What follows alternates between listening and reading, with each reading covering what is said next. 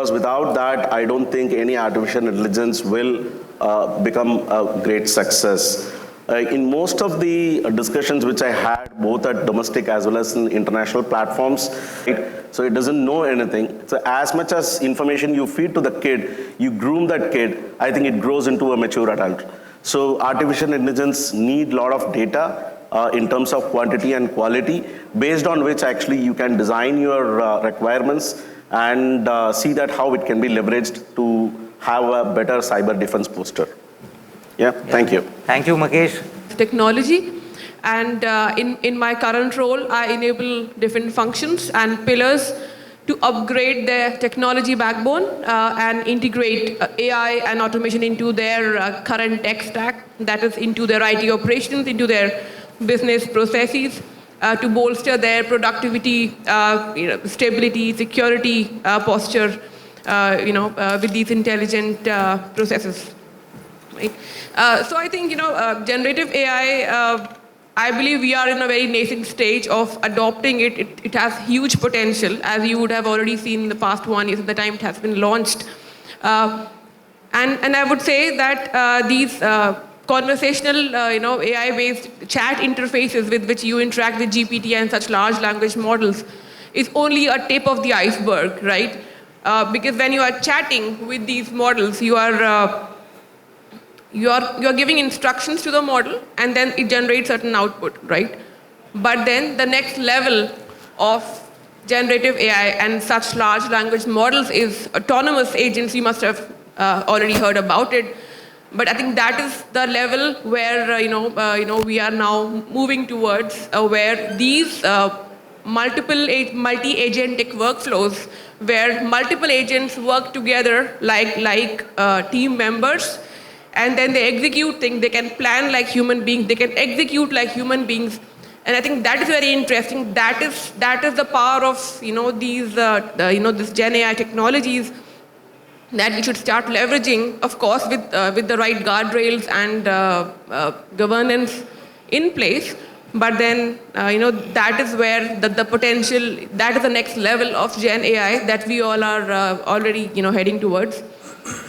In terms of use cases, I would say one interesting use case, is where, a lot of organizations today, you would know, they have a diverse tech stack today, right? They have different IT components, and as he mentioned, there's a lot of diverse data. And then one challenge which organizations are facing today is towards managing and prioritizing the vulnerabilities, right, across such diverse IT components. And then the traditional methods will not work in today's scenario, because we are pumping in more and more data, and then scaling these vulnerability management aspects is a challenge. And I believe this is where generative AI powered solutions can greatly help to tackle the scale, and also preempt these failures ahead of time. All right, and so.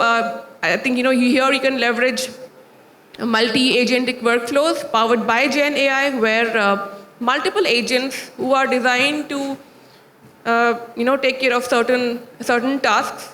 For specific tasks, you can have specific agents. For example, you can have one agent to detect and predict vulnerabilities in a system, right? And then so this agent will continuously monitor your systems, your diverse tech stack. It will, based on the historical vulnerabilities which have happened in the past, it will detect those vulnerabilities. It will predict, based on the past patterns, that this kind of vulnerability can happen. Yeah? And once you have detected such a vulnerability from one agent, which is already observing your tech stack, this detection can then be passed on to the next agent, which is your analyst, your autonomous analyst, where this analyst will then give a scoring to such detected vulnerabilities coming from your diverse tech stack. Yeah, based on the severity, based on the attack surface, based on the depth of such vulnerabilities, the scoring and prioritization can happen by this analyst agent. Yeah, and once you have prioritized your vulnerabilities, there will be a third agent, called your developer, a developer agent, and this agent will then generate the code, the patch. Yeah, it will autonomously generate the patch to fix this vulnerability. Yeah, and then once this patch is generated, would be then passed on to the tester, the tester agent, which is already designed to simulate various diverse testing scenarios for such vulnerabilities. Yeah, and so it will thoroughly test this patch to ensure that this patch, which is generated, really works, to fix this vulnerability. And once the agent is satisfied that yes, I have done my testing, I can then pass on this patch for final deployment. It will then inform the governance agent, which is already logging all these actions, from a governance standpoint, from an audit standpoint, which is very important. And so this governance agent will also then inform the user, inform the owner that, hey, I have a patch, already a proactive patch generated for a predicted vulnerability for so and so system. Would you, allow me to apply that? And this is where you have human in the loop, where the human once approves, depending on the severity or criticality of that system, that patch would be then deployed by the developer agent, and that's how you can preempt such failures ahead of time. This is one interesting use case. Of course, Manisha, I think yeah. we, in interest of time, Sure. that's a very interesting use case, and we'll come back to that. We'll go next to Munish. Hi everyone, this is Munish Gupta. I'm a president as well as a global advisory head at Inspira, responsible for cybersecurity as well as the AI. So when it comes to AI, generative AI and use cases, so at Inspira, we are already working on our different use cases and incorporation. So like, for example, leveraging NVIDIA full stack and the Morpheus and our own solutions.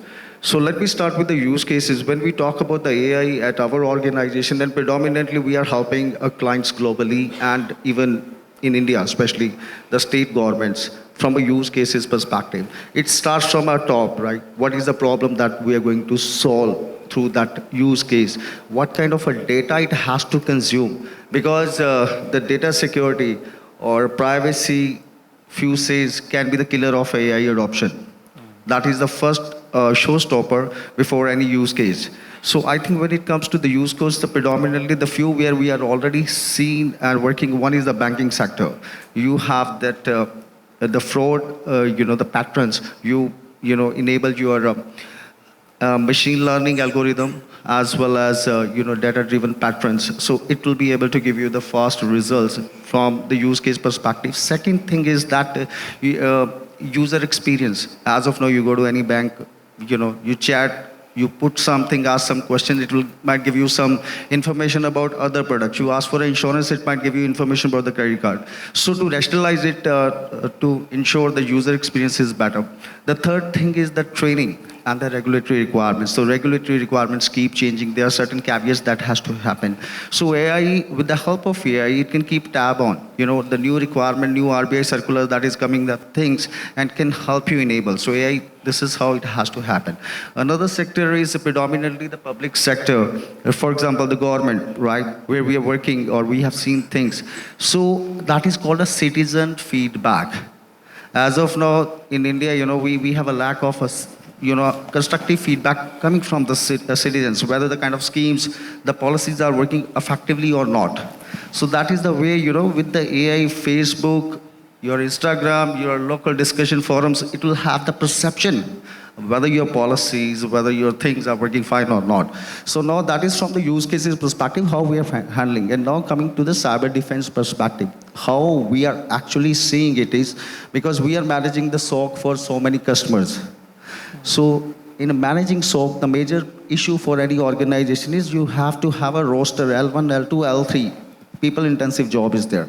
At least for L1, leveraging that enablement and checking, which is the easiest use case I've seen. So phishing exercise, you all are running through the LMS module. So with the AI, I think you can have that more effective phishing exercise, leveraging that deepfake and all other things, whether your users are aware or not.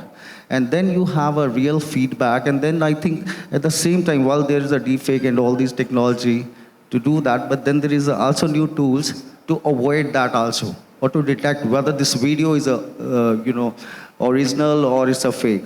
So these are some of the things which we are doing. And I would say from an industry adoption perspective, especially in India, it's still at a POV stage. If you ask me the real things, the use cases are being discussed. And the problem, what is happening, everybody wanted to have an AI, but they have no idea what problem we are going to solve with it. So we have to be very cautious about the problem we are going to solve with it and the security ramifications of it. So with that, let me give it to Sabij.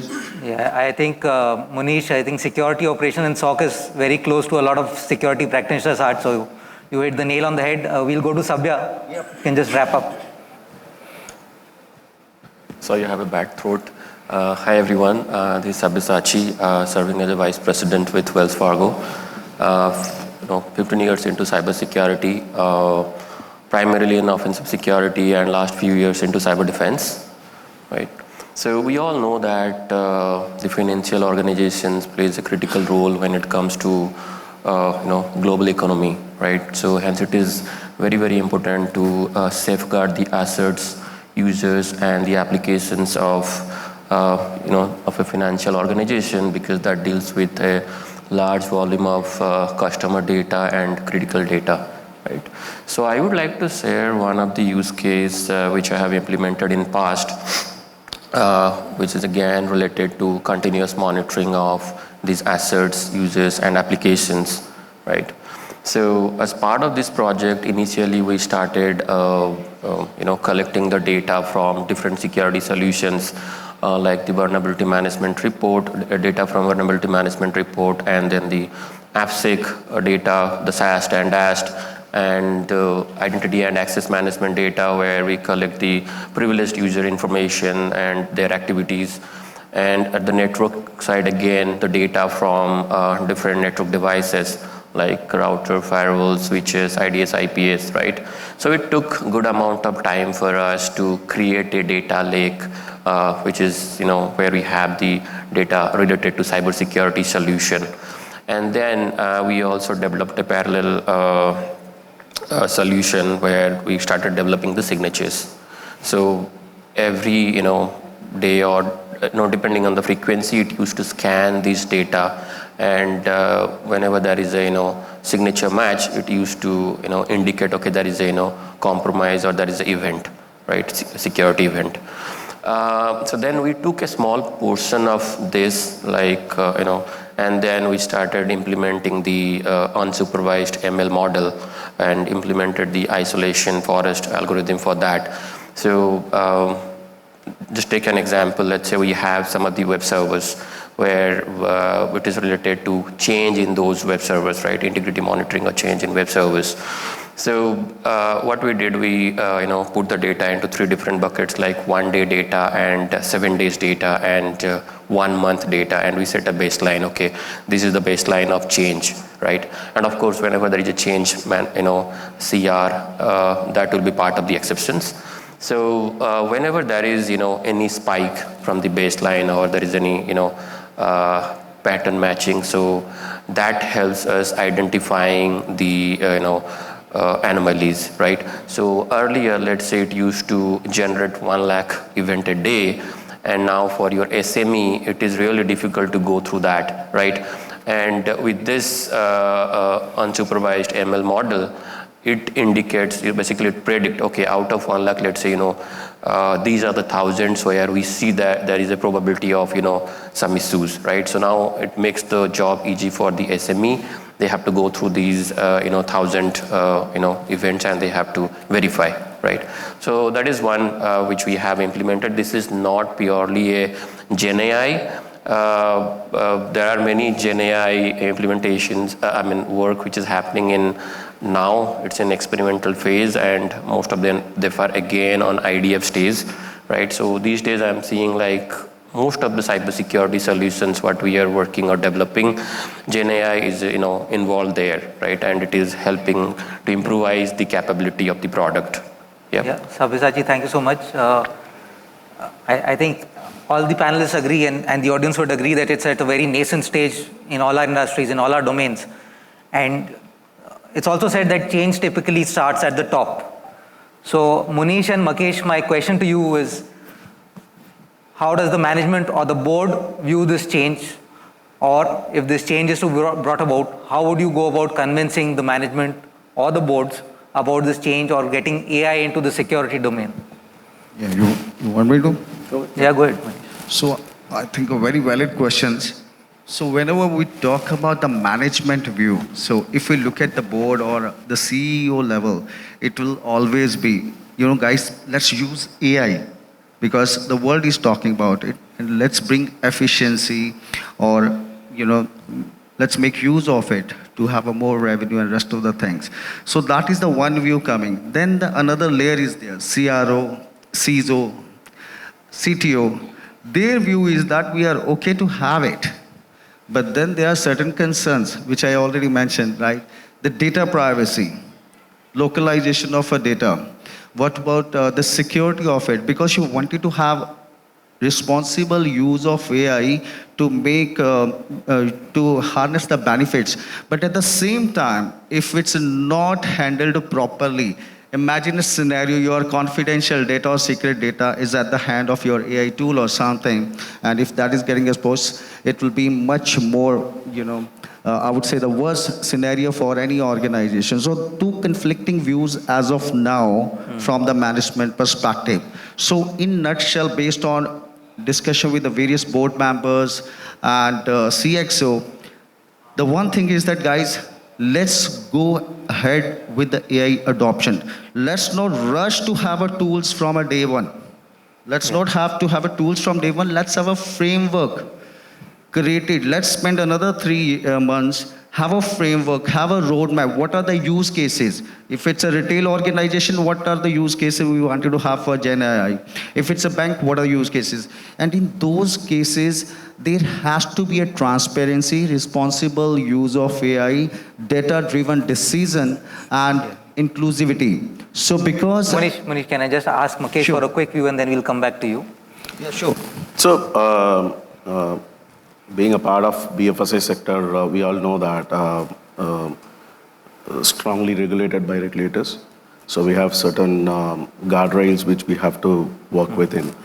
But other than that, if you see over last 5-6 years, especially during COVID and post-COVID, really boards and management has taken a very, very aggressive view in adopting technologies in a forward-looking way. And they're very progressive and very supportive, right?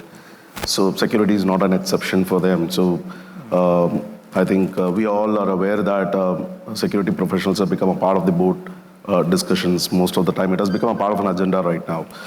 The good part is like they have really understood that not everything professionals do may become a successful story. So one of the good point is like the acceptance of failure, right? So be it AI, ML based solutions, what we are evaluating or we are recreating ourselves, experimenting what we can do, understanding from the businesses and putting the cyber solutions on top of that, along with the AI, ML based models, has become part of our story. But as you rightly said, it's in a very nascent stage. But I think in last few years, because of that data bank which people have created, the availability of the compute at a very lower cost, multiple innovative startups which are helping hand in hand to develop an ecosystem around that, not mitigating everything around in one bucket, but bits and pieces, I think, and the experimenting guts and courage to meet the dots and create an ecosystem for yourself through a hackathon kind of environment has grown up a lot in last 2 years. There are a few success stories, but the challenge I see is like the same generative AI is used by cyber criminal syndicates as well, right?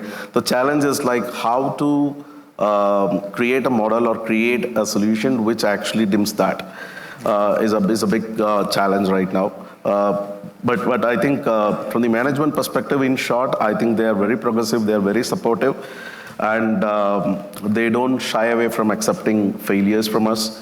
That's a great support, I would say, at this point in time, so that we open-heartedly go and actually experiment things based on what we really look at, where there is a need, right?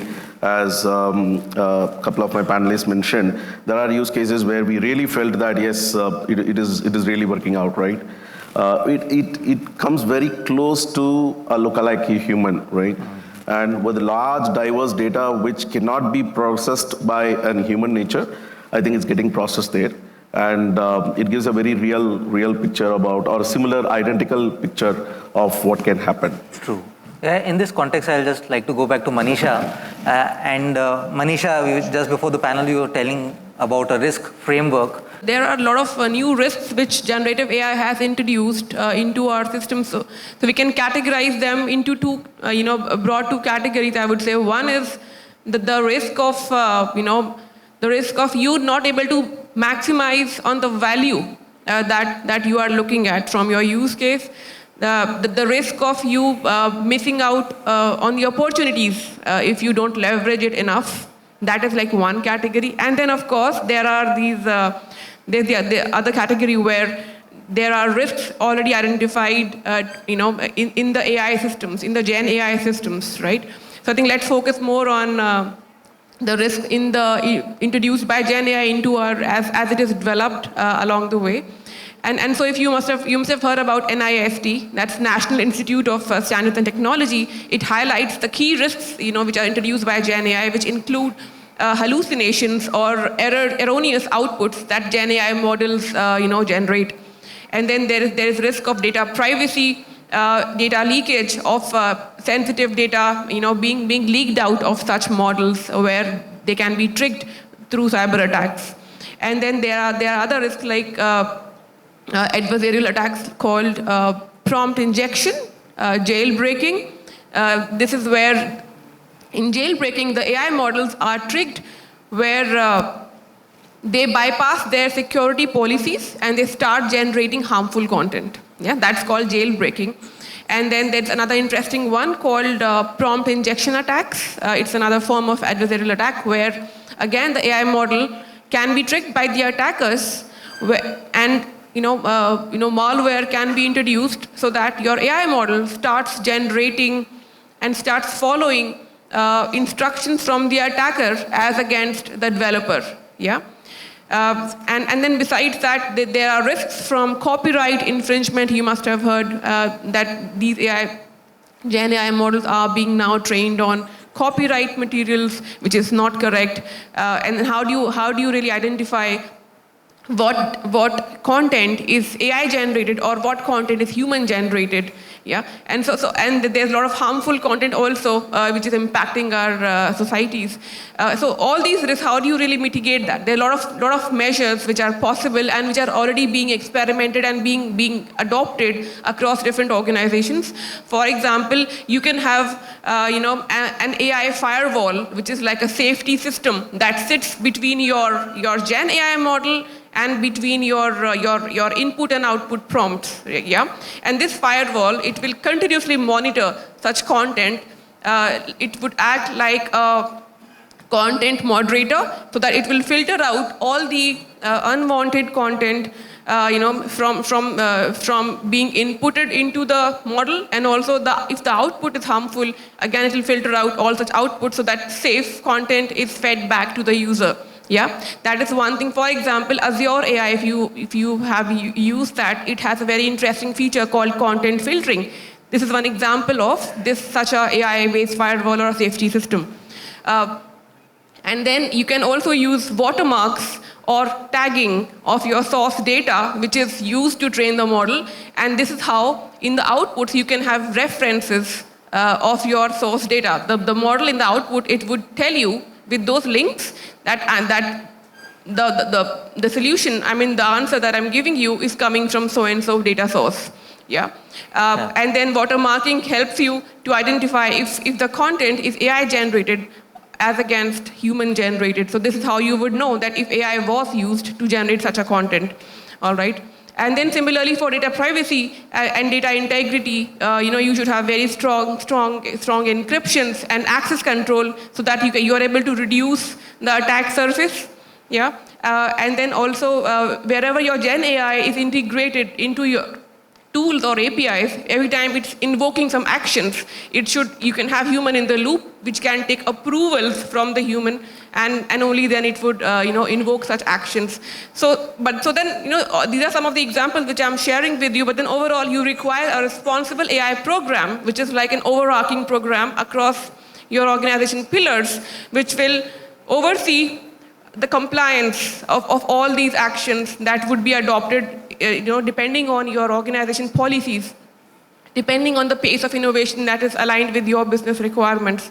Yeah. So such a program, I believe, is very, very helpful to really map, detect, and measure, and continuously evolve, your compliance and governance solutions. This would be my Great. Thank you. So, Yeah, just to have a point here, I think a lot of good insights about how we can actually materialize the risk mitigation strategy while we adopt AI. Manisha, good points.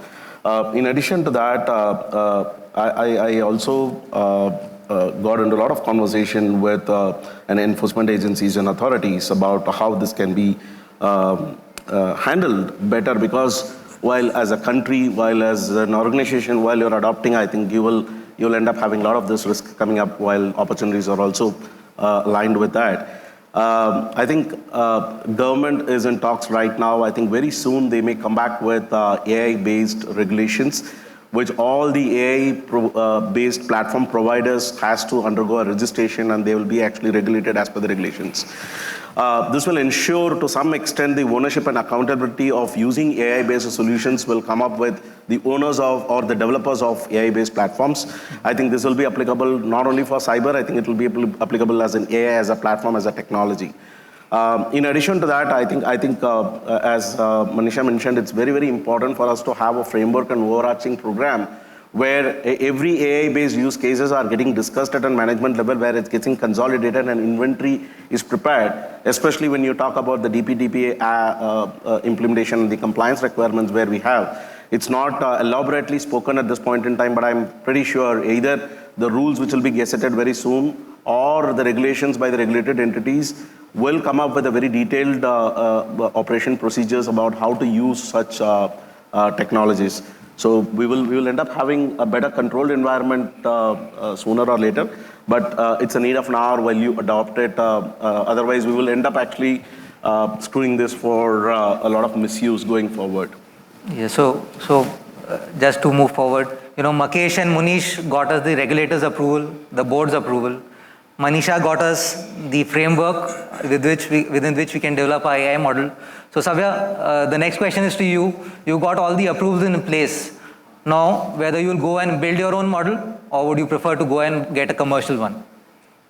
Yeah, so we can't generalize that. So it depends again on multiple factors and the organization's need as well, right? And both the approaches have their advantages and disadvantages, right? So no doubt if we are going with a commercial model, right, typically it is ready to use and we can deploy it quickly.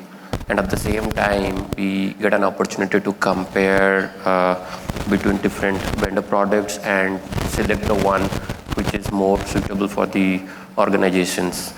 And again, typically these commercial models or the product comes with good maintenance and support and also scalable, right? Now, if I see the flip side of it, right, what are the disadvantages? So customization is something which is possible up to a certain degree, right? And now if we will go with in-house, definitely we'll see a reverse effect there, right? Now, from the organization standpoint, if we see, we have to look into the data ecosystem. How matured is the data ecosystem of the organizations? Are we really ready to bring in a commercial product to integrate with our data ecosystem, right? And also, we also have to think about the data security, right? So where the data is going, is it, going to public cloud, or, is this data going to, to train the model, right? So we also have to think about all those aspects, right? So definitely, if it is a innovation, project, or some of the sensitive informations, like bank always deals with customer data, which is highly sensitive, and we have PII informations as well. So we have to be basically take a call, right? I mean, whether I'm ready to share my data to a public cloud platform, or I need a private cloud platform, right? So we have to think about all those aspects, and then we have to conclude whether we need a commercial product or an in-house product. Just to add to this point, I think it also depends on how flexible, what kind of flexibility you would require on your models, and that is also again make versus buy decision. If you want more flexibility, so you might want to take full control on that model, and then accordingly like that. And then besides that, it also depends on what level of expertise and skills exist in your organization, in your teams. And what level of security, encryption standards, and then such control you would like to exercise. Depending on that, there are a lot of options available on the commercial side as against the open source as well. Yeah. So I think just would like to add one line. Most of I think customers ask me, in-house or outside. So most of the time I use the analogy, whether you are going to get a flat built by a builder, or whether you are going to construct your own house. So there are key foundation principles you have to take care. Privacy, whether the light is coming or shadow that you need. So privacy, security is needed. So depending on the factors, complexity, rest of the usability will come into picture. But there will be key foundational principles like a privacy, security. That is something you have to evaluate. So that's boiled down to the question. As an organization, we have to have a foundational framework for that AI adoption ready with all the building blocks. Then it makes sense.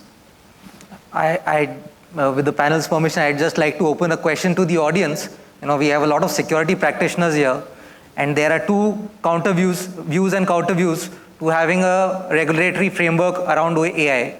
So the view says that it may kill innovation because it's still at a nascent stage. Whereas the counter view is if we have security and privacy built right at inception, we will have a good product at the end of the day. So if somebody from the audience would like to share their views, yeah, please. Can we have a mic for him? I think I'll be loud enough. Yeah, sure, please go ahead.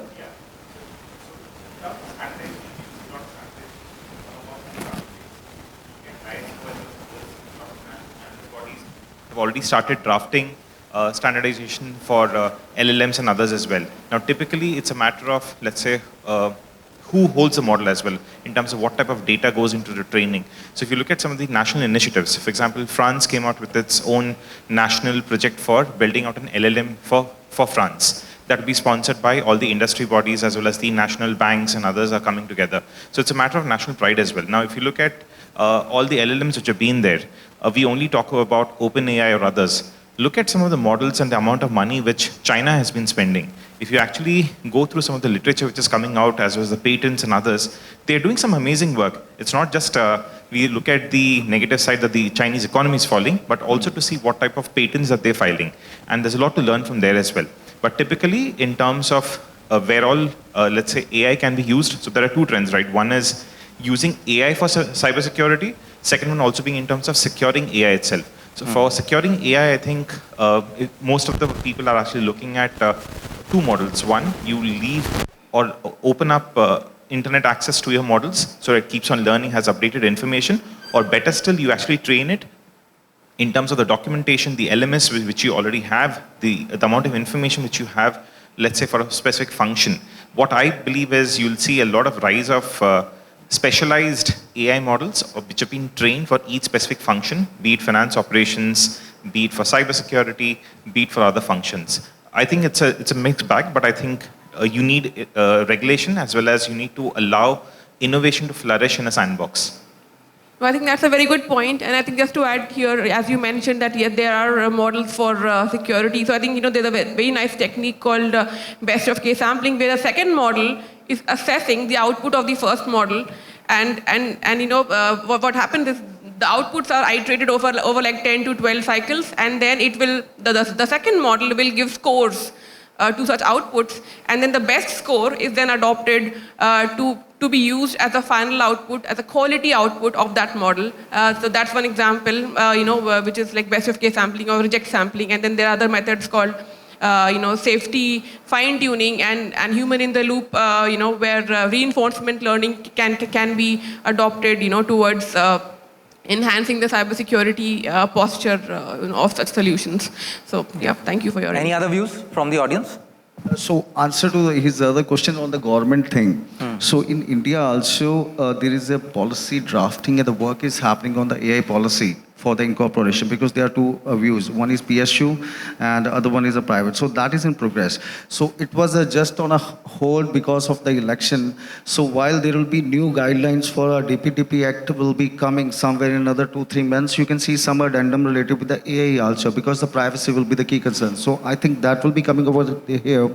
Second thing is that you were saying about the data storage or the model or kind of a building that hub for it. So here I think in a private sector, the big enterprises are creating their own, like for example, even a blockchain for AI, just from ensuring the security, the infrastructure is there. And the PSUs are also, creating on. It's a confidential, I can't say, but one of the largest banks in India, PSU, they've already started working on creating the repository data lake because everything has to be integrated. And they're just putting a blockchain on around that from enhanced security because it will be highly confidential data. So there is an advancement happening which we'll be able to see in the next couple of months. Yeah. Please go ahead. Yeah, hi. So I had an opinion actually about when we talk about Gen AI for cybersecurity, especially because it's Gen AI, it's going to be some LLM that we are going to be using and going to be fine-tuning it with a lot of our data. So for example, a corporate will use their data. Maybe I'm feeding it from my SIEM data, maybe I'm feeding it from my policy data. But I believe the future is going to be where we use these pre-trained LLM models, fine-tune it with the data that we have, and probably use a RAG model with all the content that we have, and the three come together for us to be able to respond quickly. So, for example, like Munish said, that it maybe the L1 level gets changed because of that. So that's one of the ideas of Gen AI.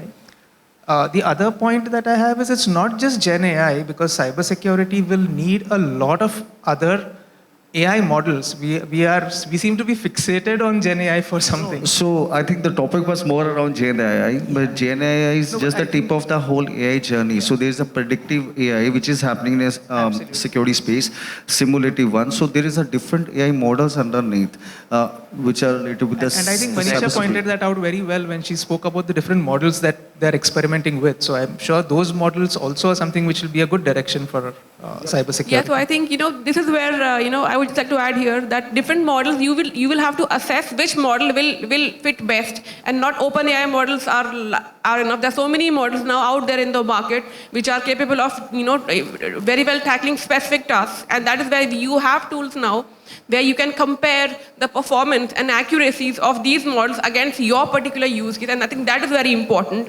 Maybe one model might not fit all the use cases, and that is where you have a full glossary of models now in the market where you can experiment from. And unless you don't experiment, you would not know. And so knowing which model will fit where is very important here, is what I would like to highlight. Yeah. And as you very rightly brought out, Gen AI will not fit everything. You still require the so-called traditional AI also, all right? Gen AI is good at summarizing and those kind of tasks, and now we have autonomous agents, but still we would still require the previous AI as well, working hand in hand together in collaboration. So that's I think the audience and the panel have brought about a very important point. We've talked about the process, we've talked about the technology, but we've not talked about the people part. To gauge what model fits best for my organization or for my line of work, we need a very educated, a very vertically skilled manpower. So I'd just like to ask the panel what they are doing in their respective organizations to upskill the manpower. For example, in the news, There was a piece about JP Morgan planning to upskill all their employees in Gen AI, in AI skills as a general. So if there's anything on the board, anything on the cards, anybody from the panel could speak. Yeah, so I think in my organization, like, we are heavily emphasizing on adopting Gen AI as a skill. And so we have a lot of initiatives like AI Run and such initiatives where, people in bulk are being trained and they are really interested. It's amazing to see the enthusiasm of people, not only developers, but the non-tech people are also taking these courses, which are being hosted at a global level. And then there are thousands of people who are getting trained, and then we are doing this every quarter, and then we are offering them all these latest courses, and then also live trainings and workshops where people can quickly adopt and start experimenting, because now AI is not a skill only for specialized people. AI is more democratized with Gen AI coming in the market, and now anybody can really adopt it. So I think anyone can learn it very, very quickly, because the interfaces are very, very easy to use.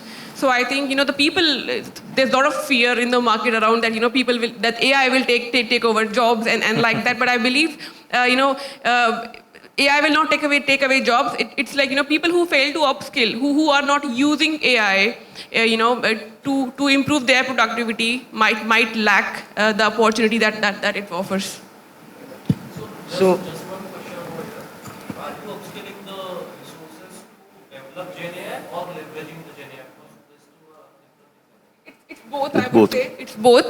So we have different levels of, learning and development, sessions. It is, the sessions are targeted for developers and specialized people also, and then it's also targeted for the non-tech audience. And depending on, what they want to learn, it's like open to them. And they can register in such courses, in such sessions. So we have a catalog of such sessions which are hosted regularly, and people can register accordingly depending on their taste. That does not mean that non-technical people cannot take on specialized trainings. They can also adopt it. It's a skill. You don't really have to be an engineer to start developing Gen AI codes, right? It's all about your enthusiasm. So I think it's open for everyone. Whoever wants to learn it and become a developer can also do that. And the existing developers can also upskill towards more specialized Gen AI trainings. So we host a mix of both. So let me add to it how we are training the people on AI, because it's not all for everyone, like Manisha said. So there are different segments, like the board members or the senior people, just on a high level. What is AI? How it's going to benefit, the use case and the advantage and the risk. Now the second layer is the developer, rest of the things who might be using it. So there are certain do's and don'ts. So for example, people are using ChatGPT. Unintentionally, they should not disclose confidential information by putting on a ChatGPT, because whatever you're putting there, it will learn and it will be valuable. That is from an awareness perspective. The third layer is that which are our developer, infrastructure specialists, engineers, and rest of the folks. So there we are having a dedicated training on the full stack. I'm again mentioning Gen AI is just tip of the iceberg, but you need to have a readiness if you wanted to leverage AI of the full stack, where the infrastructure, your development, your middleware like NVIDIA systems are coming into play, and you must know which GPU, which CUDA, or other things like PyRoach, Amperform. You are going to leverage that. So that is the full stack, where you need to have dedicated AI teams or structure within the organization. Just not the developer, it will be infrastructure specialist, it will be the engineer. And so this is how we are targeting training. So not for all, but awareness, then readiness, and then board level thing. And I think one more important aspect besides these kind of like development training is also creating awareness about responsible AI also, right? So there's a need for such sessions as well, where people need to be aware of how to adopt AI responsibly. So separate sessions which are focused on governance aspects, how to really build trust into your solutions, how to ensure access controls, and these aspects are also important, because technically everything is feasible. Yeah, but then also how do you ensure that your solution is trustworthy is also very, very important, which a lot of developers miss out when developing. Yeah, please. You spoke about regulatory frameworks and giving access to a lot of people in organization to these tools and so on. Have you guys, or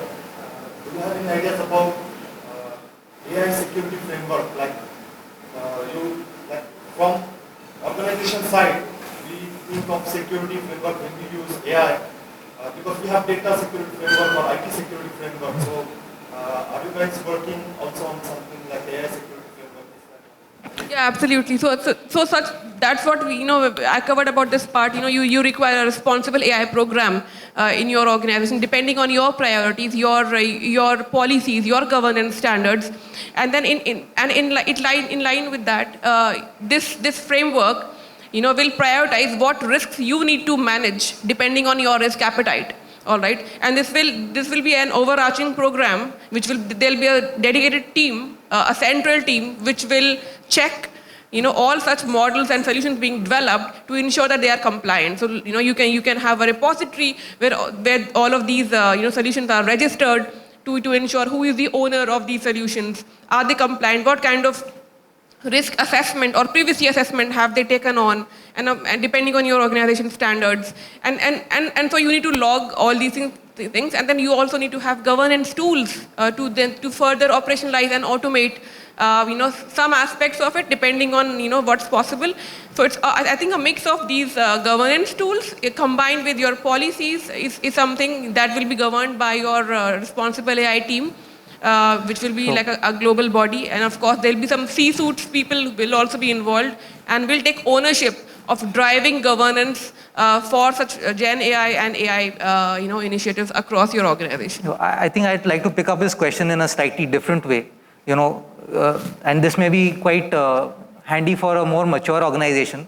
But I'd like to ask Mukesh and Sabyasachi, from your experience, for a slightly less mature organization which is just starting its journey afresh, how do you get the data governance, the data security, and the data privacy building blocks of the AI framework in place? Is there a reference to that, or should the organization look outwards or look inwards to kind of get the building blocks in place and then start building on that? I prefer to go the way what I think Manisha mentioned. I think most of the points are mentioned. I think that's almost the same path which we took a few years back.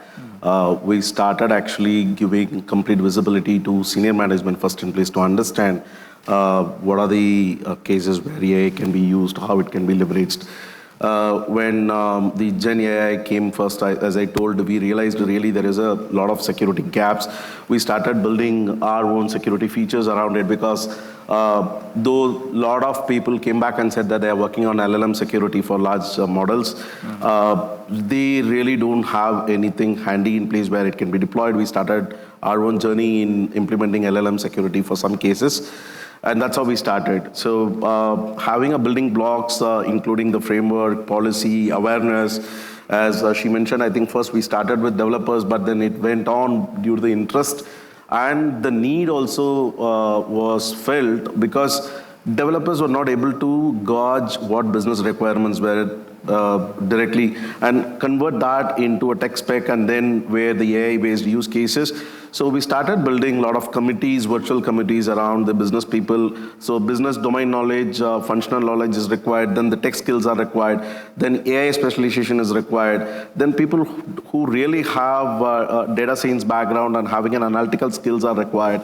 So I think we built that virtual committee as an expert committee who not only sit in a meeting room to talk about it, put hands on dirty across the spectrum. So every project will have a contribution coming from all the people.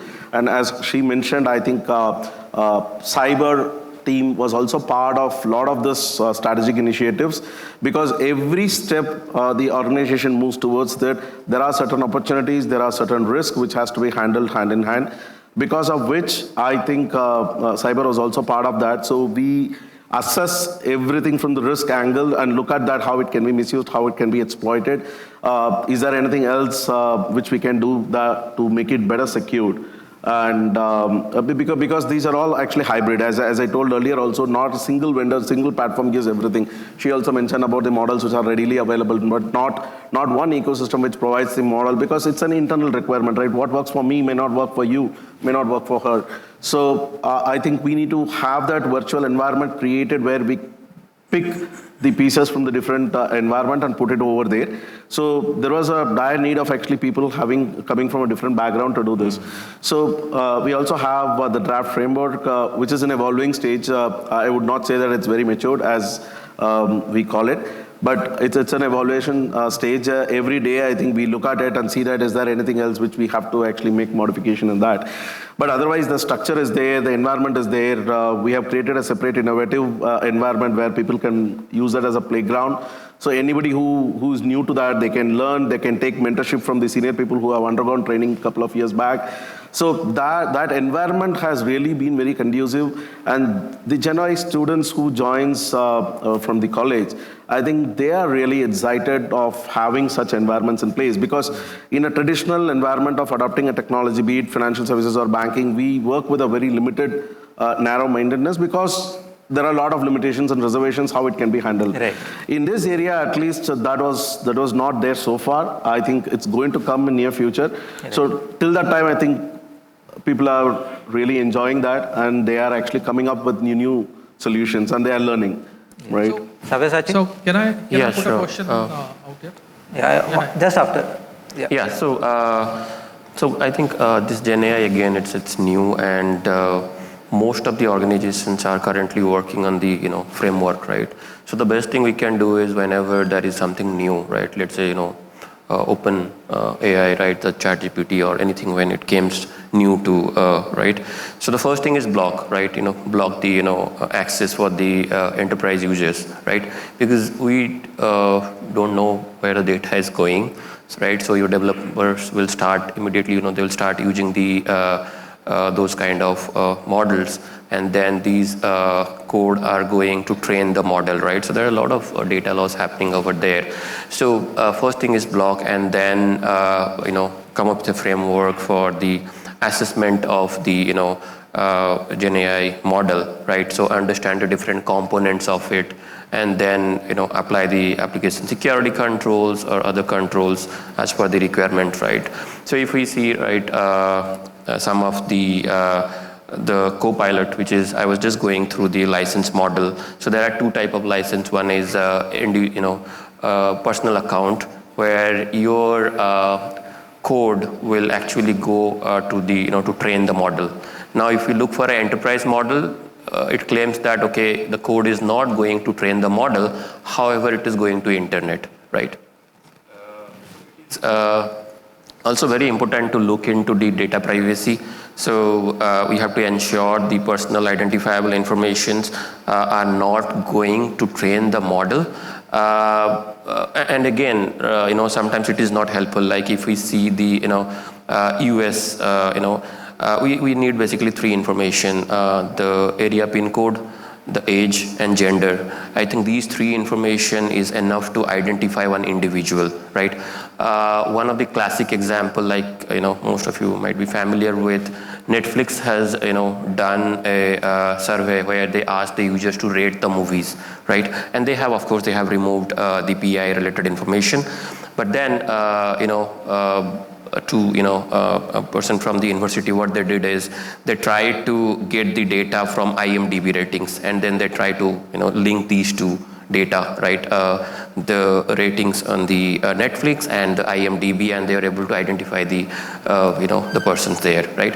So differential privacy is another emerging area where you really don't have to remove the personal identifiable information. Rather, you add noise to the data, right? I mean, it's whenever anyone is giving any ratings, it's not the actual ratings from that user, but at the same time, it is helping to do the data analytics, right? Yep. Yeah, and in interest of time, I'll open the floor to questions from the audience. So coming back to the same table where actually we picked up on the cybersecurity part, thank you very much for converting a topic from the technology to cybersecurity and then defense, and then making sure all our distinguished gentlemen and lady who are sitting out there start speaking on security. So one very good question which came into our mind, where Vinayak sir, you were actually picking up people aspect of it. So if yesterday I was actually going and doing some activity on Copilot and different particular generative AI tools. whenever I go ahead and put, say for example, a link out there for LinkedIn or any other social network, it gives me openly all kind of information about people. So most of the mass audience out here are educated. But at the end of the day, if we talk about DPDP Act, if we talk about various different particular regulations all across the world, where we as cybersecurity auditors would start, taking care of it. And of course, ISO 42001 probably is going to be applicable, and then how much mandatory it is going to be, we don't know. But at the end of the day, don't you go ahead and think that particular audience who is not that much educated about it, how do we go ahead and safeguard their data? It is only by regulations which we can go ahead and do it, rather than cybersecurity technology practices what we are talking about. So, yeah, anybody would like to? I think it's a mix of both. Like the panel and everybody agrees, it's at a very nascent stage. There are bits and pieces. Even when this question was asked to Sam Altman, the CEO of OpenAI, about governance practices around OpenAI, he wasn't very candid about it. And so these things are in the building, and it's good that in India at least we're having this conversation around building the frameworks before getting right to the implementation end.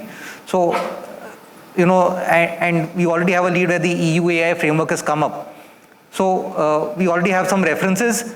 Again, this is a work in progress. Like you said, some of our data is already being, picked up by these Gen AI models because they need data to train themselves. And there are aspects that need to be catered for. So I think, these acts like EU AI Act and such acts which are now being operational, now you have to now decide as to how will you operationalize such acts and such policies into your organization. All right, so operationalizing these frameworks into your organization will require some work, where you will have you can formulate a cross-functional team which will then decide what these acts mean to you. How will you translate it and configure it into your processes to ensure compliance. These are blueprints, frameworks are available for your reference, but then I think operationalizing these is something that will come from your organization, from your governance bodies and such people. And to answer your second point where you mentioned about the data, is people have the models are already trained on a lot of such copyright material, but you as a person, you can always challenge. Yeah, you can always challenge and say that I would not like to use I would not like the model to use my information. All right, and so I think this is where the awareness is now happening. You must have seen even on the websites they now check from you, would you like to set up cookies or not, and then you can very well deny that no, I do not want to be tracked. Yeah. For example, on your iPhones, it very well asks you these kind of options, and I think such measures are also being now adopted by all these products and online products as well, where you can very well opt out to share your personal information. And if you think your information has been used, you can challenge that organization because they are not supposed to use it without your consent. I think, and that is where the awareness has to happen in light with these acts and policies which are now coming up. I think we have time for one last question. Please. I just wanted to add to this. A lot of organizations have already become responsible. We are engaging with at least 15, 20 of them to implement the ISO 42000 that we said frameworks. And we're already in the process. Organizations, their products are already engaging with the AIMS, which is the 42000 framework, and implementing them. Just to add to that. Yeah, I think just the last question, gentleman behind. Yeah, whatever. Yeah, please go ahead. So my question is to Mukesh first, because he had mentioned about DPD and I think Manisha as well. So I will put it this way, that Manisha mentioned that there is a lot of consent that we give to and the choice lies with us. This discussion is apt when we are sitting here. The moment you go beyond tier 3, this consent is purely driven on what my next door neighbor is telling me. So I think there is going to be a little bit of skewness in this consent management. This is for you, Manisha. Yeah, I'll just answer this particular point. You must have heard about this very famous example where the actress Scarlett Johansson challenged, OpenAI, where she felt that her voice has been used, to impersonate this bot called Sky, and now they are removing it. Yeah. So I think this is one example where this person challenged because she found out that this has happened without her consent. The policies are now starting to be implemented, and now going forward we'll have a better picture. But then when such models were trained earlier, and you are right, where it is trained on copyright material. A lot of authors are now challenging these models that my material has been used and is now visible in the output of such models, right?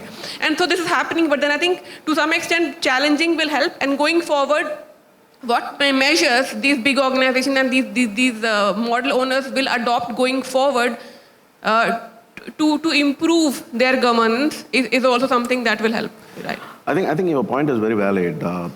It's a bit of both regulation as well as awareness, and the accountability of actually owning that compliance becomes very important.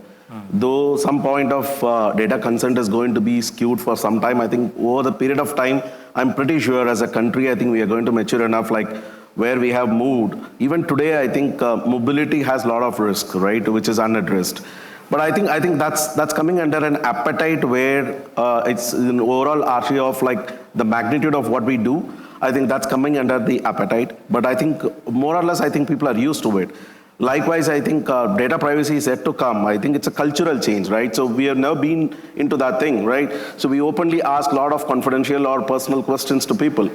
So I think those things will come over the period of time. It is not going to happen overnight. The regulation is going to facilitate that, the law is going to facilitate that, but I think it's a cultural change. Similarly, for artificial intelligence, what she quoted, I think those examples are outside India. When you talk about India, we don't even actually get upset or get with some questions which are posed to us directly in a public forum.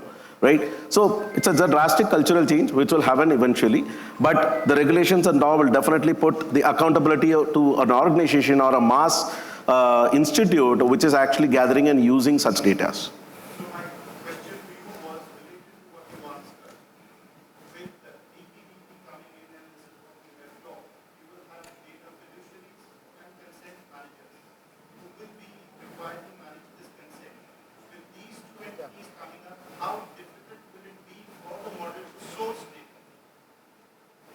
So, very important point. I think when DPDP came into the picture, 90% of innovation heads in the organization scratch their heads to see that what they are going to do in the future, right? The sourcing of data is going to coming from multiple sources, which is not by the consent nature, right? Or definitely it is not by an explicit consent by the people. We do not know where our data is actually flowing today, whether in an anonymous format or in a pseudonymous format or in an open text. So going forward, I think every organization who's actually into this data business will have to get into a consent. Be it all big tech firms today, you call it Facebook, all the social media giants, everybody has to have an explicit content about every part of data, how it is flowing inside, and what is the purpose of the data, where it can be used, everything, right? So based on that, their accountability will be fixed between the institutes where the data is getting shared.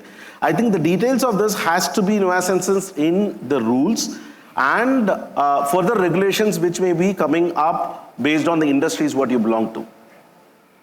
Yep. I think one aspect I would just like to add here is that, where there are people who would not want the data to be shared, there are organizations which are willingly partnering with such organizations and are ready to share content. So I think I don't see any challenge here. It is good that that consent management is going to happen going forward, so that the models are trained on the right consented data, where people who are interested will allow the data to be trained, and the models can receive such data, such public or internal data.